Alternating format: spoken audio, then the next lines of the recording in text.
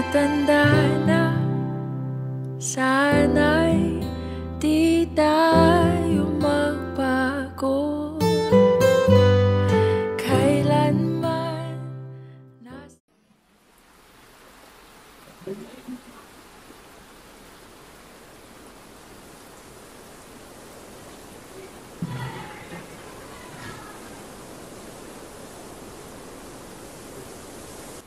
Happy birthday, Joe. Joe.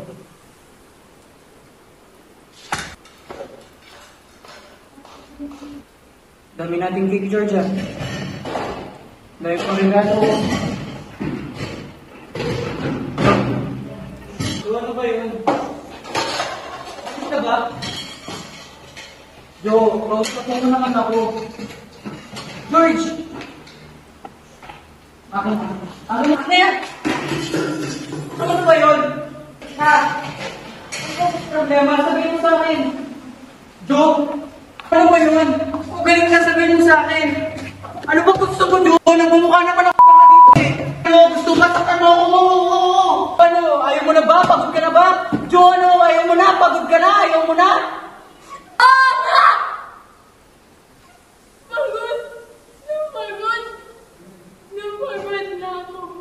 Pagod na ako maglinis ng mga kalat mo. Pagod na ako mag-aral. Pagod na ako magtrabaho. Pagod na ako isipin kung paano mo nakakayanan. Manoorin lang ako.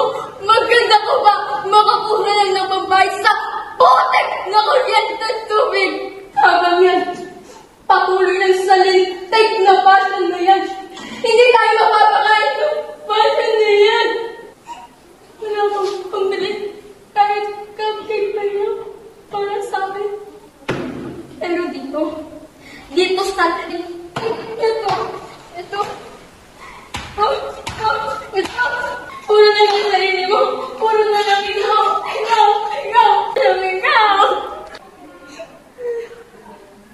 Ganyan ba talaga nararamdaman mo, George?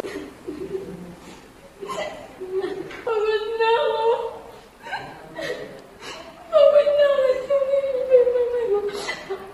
Okay lang ako. Pagod na ako. Magantay na sana. Pag-isip ko, bumalik na yung dating primo minahal ko. Pagod na ako. Umasa.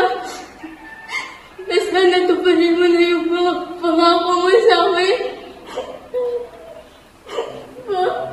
Pagod na ako. Pagod na ako. Pagtanggol ka sa kanila. Ano, George? Wala ka nang tiwala sa akin.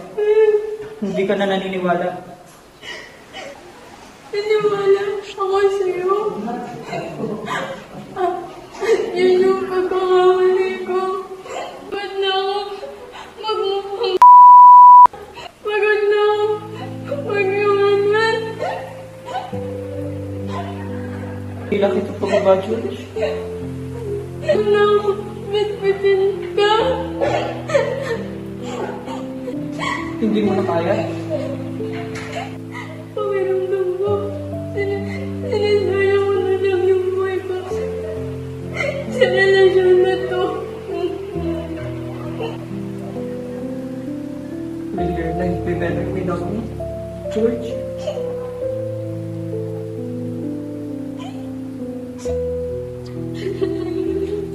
Do you want me to go, George?